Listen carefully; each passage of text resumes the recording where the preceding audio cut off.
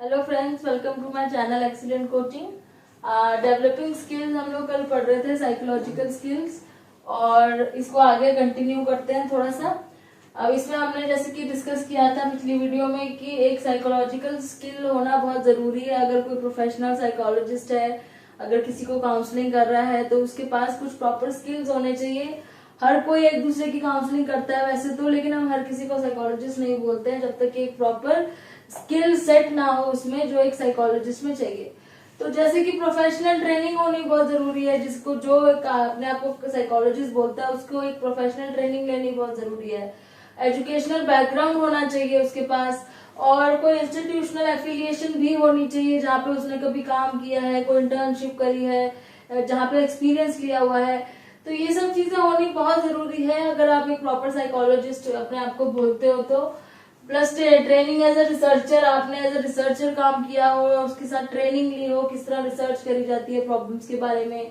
और professional values आपको पूरी पता होनी चाहिए कि एक साइकोलॉजिस्ट जो होता है उसकी कुछ वैल्यूज होती हैं, जिसके अंदर मॉरल वैल्यूज आती हैं, एथिकल वैल्यूज आती हैं, किस तरह पेशेंट्स के साथ बात करनी है, उनको किन चीजों के बारे में पहले से बता के रखना है, क्या चीजें नहीं बोलनी है, क्या चीजें बोलनी है। तो ये सब चीजें आनी जरूरी है एक साइकोलॉजिस्ट को, ठीक है। नॉलेज ऑफ टूल्स क्या होता है, जो भी हम टूल्स यूज करते हैं, जो टेस्ट यूज करते हैं साइकोलॉजी में, चाहे वो इंक ब्लॉक टेस्ट है या कोई और टेस्ट है, जो हम टेस्ट यूज कर रहे हैं वो सब उसके टूल्स होते हैं साइकोलॉजिस्ट की। जैसे हम कोई स्टडी कर रहे हैं लैब में, फील्ड में, तो वो सब स्टडी करने के लिए हम कुछ चीजें यूज करते हैं, फाइनली एक रिजल्ट आता है जिसकी प्रोबेबिलिटी निकाली जाती है। तो ये सब चीजें यूज करनी आनी चाहिए। सिर्फ काउंसलिंग करके आप हर किसी की बीमारी का या प्रॉब्लम का आप एनालिसिस नहीं कर सकते, ठीक है। तो अब बेसिक्स तीन स्किल्स हैं ऐसे जिन कैटेगरीज में डिवाइड किया हुआ है। जितने भी साइकोलॉजिस्ट हैं उसके पास एक 3 स्किल होते हैं, इनके अंदर कुछ स्किल सेट है वो होने बहुत जरूरी है। जैसे पहले तो उन्होंने लिए जर्नल स्किल। जर्नल स्किल ऐसे होते हैं तो जेनेरिक होते हैं। जेनेरिक का मतलब है आपको सारे साइकोलॉजिस्ट में मिलेंगे, चाहे वो क्लिनिकल हो, एजुकेशनल साइकोलॉजिस्ट हो, सोशल साइकोलॉजिस्ट हो, एनवायरमेंटल साइकोलॉजिस्ट हो, कोई किसी भी तरह का साइकोलॉजिस्ट हो। एक जर्नल जो उनके बिहेवियर में और उनके अंदर एक स्किल होनी जरूरी है, वो ये होते हैं जेनेरिक स्किल्स या जर्नल स्किल्स।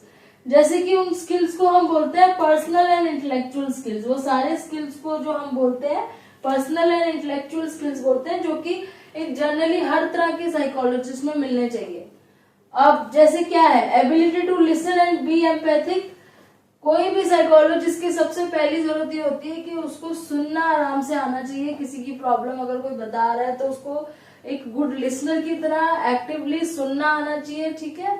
और एम्पैथिक होना मतलब वो जैसा क्लाइंट प्रॉब्लम फेस कर रहा है उसकी जगह अपने आप को रख के देखना कि हमको अगर ऐसा होगा तो हम कैसे फील करेंगे। तो एकदम उसके साथ सिंपैथी अलग चीज है, लेकिन एम्पैथी होना जरूरी है, उसकी तरह बिल्कुल सोचना। तो एक तो सुनना, क्योंकि सारी बातें यहाँ पे बात करने से और सुनाने से ही शुरू होती है। साइकोलॉजिस्ट के पास जब कोई हेल्प ले जाता है वो पहले वर्बली ही डिस्कशन से स्टार्ट होता है सब कुछ। तो लिसन करना और एम्पैथिक होना बहुत ज्यादा जरूरी है हर तरह के साइकोलॉजिस्ट को, ठीक है। Develop interest in others. उनको दूसरों में, दूसरों के कल्चर में, दूसरों की लाइफस्टाइल में इंटरेस्ट होना चाहिए। जब वो इंटरेस्ट लेगा तभी वो उससे और क्वेश्चन पूछेगा उसकी लाइफ के बारे में, उसके आसपास के लोगों के बारे में, उसका डेली रूटीन के बारे में, उसके कल्चर के बारे में। जब ये सब चीजों में इंटरेस्ट लेगा तभी तो उसको पूरा एनालाइज कर पाएगा अपने क्लाइंट को। तो दूसरों के कल्चर में इंटरेस्ट होना चाहिए। ऐसा नहीं कि कोई अपने बाकी बातें बता रहा है और साइकोलॉजिस्ट सुन के बोर हो रहा है, तो उस तरह से फिर वो साइकोलॉजिस्ट नहीं हो सकता। Open to receive feedback. Feedback लेने के लिए भी ओपन होना चाहिए। सपोज कोई फीडबैक दे रहा है कि आप ये ठीक नहीं आपने बताया मुझे, आप कोई और तरीका बताओ, आपका तरीका मुझे सूट नहीं कर रहा। या कोई फीडबैक दे रहा है कि आपके तरीके से मुझे बहुत हेल्प मिली। तो चाहे पॉजिटिव है चाहे नेगेटिव है, कैसा भी फीडबैक है वो रिसीव करना आना चाहिए, ओपन होना चाहिए। सिर्फ ऐसा नहीं कि अपना आपने बता दिया जो करना है, उसके बाद आपने इस क्लाइंट का फीडबैक लिया ही नहीं कि उसको कैसा लग रहा है, क्या उसके साथ चेंजेस आ रहे हैं आपकी बात सुनने के बाद, ठीक है।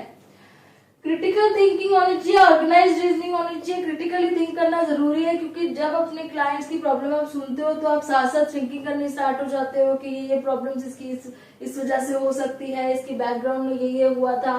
सारा चीज आपके दिमाग में, आपकी नॉलेज सारी घूमने लग जाती है। तो क्रिटिकली आप सोचते हो ऑर्गेनाइज रीजनिंग होनी चाहिए। अगर आप रीजनिंग कर रहे हो, किसी की प्रॉब्लम के पीछे कोई रीजन लगा रहे हो, तो उसको बहुत ऑर्गेनाइज तरीके से, प्रॉपर तरीके से लगाना आना चाहिए।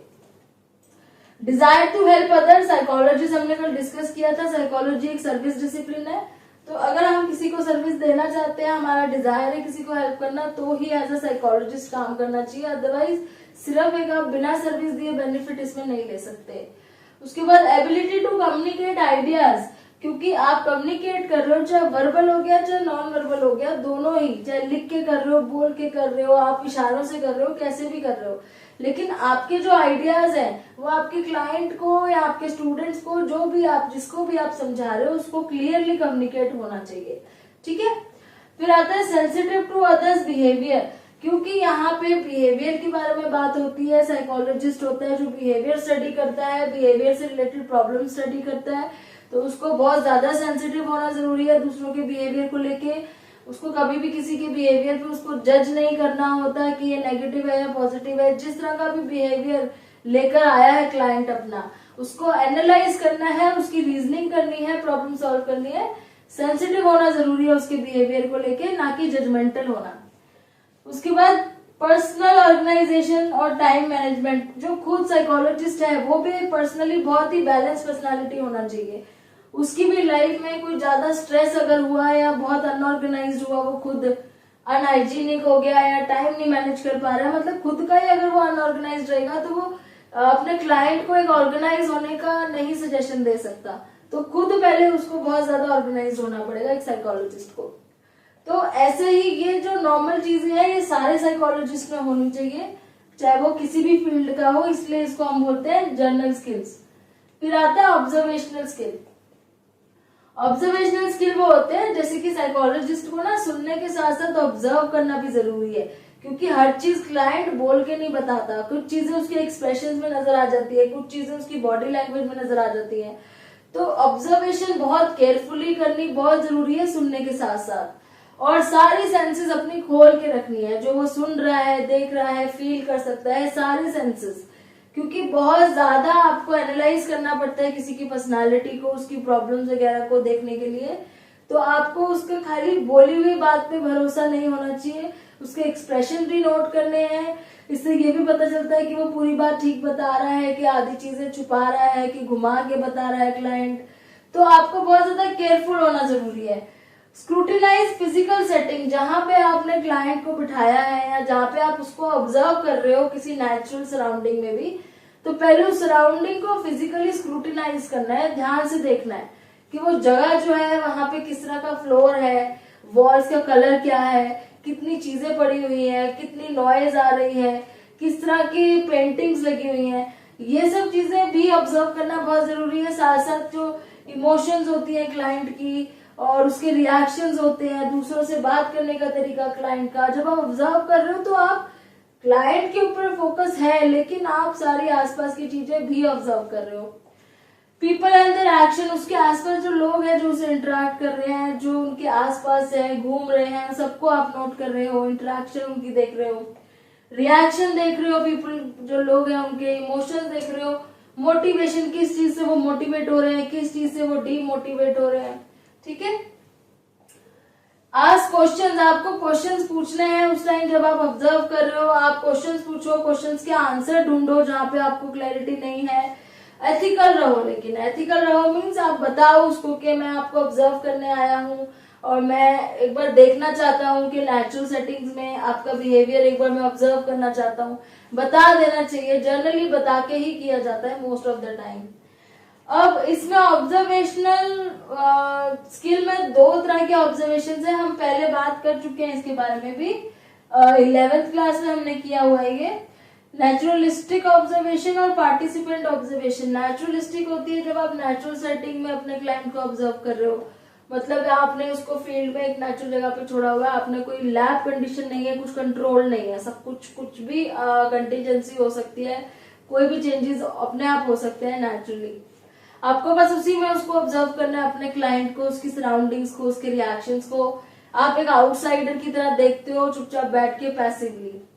पार्टिसिपेंट ऑब्जर्वेशन में क्या होता है कि आप उसके बीच में जाके, जो सिचुएशन है वहां बीच में जाके खुद भी उसका हिस्सा बन के फिर आप उसको ऑब्जर्व कर रहे हो, आप इनसाइडर हो, आउटसाइडर नहीं, खुद इनसाइडर हो, आप एक्टिवली उसमें इन्वॉल्व हो। जैसे अगर आप क्लास को ऑब्जर्व कर रहे हो तो आप खुद क्लास में बैठ के एक स्टूडेंट बन के क्लास को ऑब्जर्व कर रहे हो। अगर आप किसी रेस्टोरेंट में कस्टमर को ऑब्जर्व कर रहे हो तो आप खुद वहां पे कस्टमर बन के बैठे और ऑब्जर्व कर रहे हो। तो बाहर से नहीं कर रहे हो, आप अंदर से जाके कर रहे हो।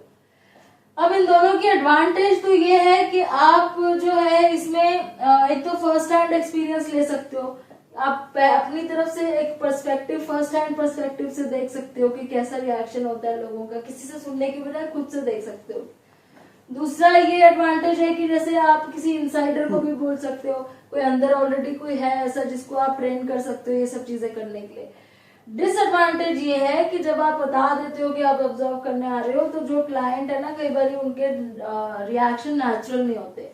अगर आप किसी को बोल देते हो हम आपको ऑब्जर्व कर रहे हैं तो वो उतना एक्चुअली बिहेव नहीं करता जैसे वो नॉर्मली करता है अदर डेज में, तो उसके बिहेवियर में मॉडिफिकेशन आ जाती है। कई बार आपकी स्टडी में भी बायसनेस आ जाती है क्योंकि आपकी इमोशंस उसमें इन्वॉल्व होती हैं। तो जैसे सपोज आप किसी बच्चे को ऑब्जर्व कर रहे हो, अगर वो आपको बहुत अच्छा लग रहा है देखने में बच्चा, तो आप उसके बारे में पॉजिटिव ज्यादा नोट करोगे, नेगेटिव कम करोगे। तो इस टाइप से अपनी भी बायसनेस आ जाती है। तो ये इसके एडवांटेज और डिसएडवांटेज है। ये हो गया ऑब्जर्वेशनल स्किल्स। फिर उसके बाद आते हैं स्पेसिफिक स्किल्स। ये दोनों तो आपके ऐसे स्किल्स हो गए जो सारे साइकोलॉजिस्ट में होने चाहिए क्योंकि ये काम उनको सबको करने होते हैं। स्पेसिफिक स्किल्स वो होता है जो स्पेसिफिक फील्ड से रिलेटेड होता है। मान लो आपने अगर क्लिनिकल साइकोलॉजी चूज करी है तो आपको थेराप्यूटिक इंटरवेंशन करने वाले स्किल आने चाहिए। किसी की प्रॉब्लम ठीक करने के लिए क्या इंटरवेंशन करनी है, क्या नई चीजें सोचनी है, क्या चेंजेस कराने हैं, बिहेवियर कैसे मॉडिफाई कराना है, काउंसलिंग स्किल्स आने चाहिए। अगर आप ऑर्गेनाइजेशनल साइकोलॉजिस्ट बनते हो तो आपको ऑर्गेनाइजेशन के अंदर लोगों की कंसल्टेशन कैसे करनी है, ट्रेनिंग कैसे दिलवानी है, उनके स्किल्स कैसे डेवलप कराने हैं, वो सब चीजें आपको आनी चाहिए। ठीक है, तो ये तो स्पेसिफिक स्किल्स होगा जो एक पर्टिकुलर फील्ड से रिलेटेड होते हैं और इसकी काफी डिटेल में आगे आपकी बुक में बात करी हुई है एक एक स्किल को लेके। तो इसमें जैसे अभी मैंने यहाँ पे सिर्फ इनके टॉपिक्स लिख दिए हैं जो कि हम नेक्स्ट वीडियो में इसको डिटेल में पढ़ेंगे। तो पहला है कम्युनिकेशन स्किल, दूसरा है साइकोलॉजिकल टेस्टिंग स्किल्स, कैसे टेस्टिंग करते हैं साइकोलॉजिकल में, इंटरव्यूइंग स्किल्स, इंटरव्यू लेने का क्या तरीका होता है, किस तरीके से बात की जाती है, और काउंसलिंग स्किल, फाइनली काउंसलिंग कैसे करते हैं। तो अब ये स्पेसिफिक स्किल्स में इन चारों की हम अलग से बात करेंगे एक एक करके डिटेल में।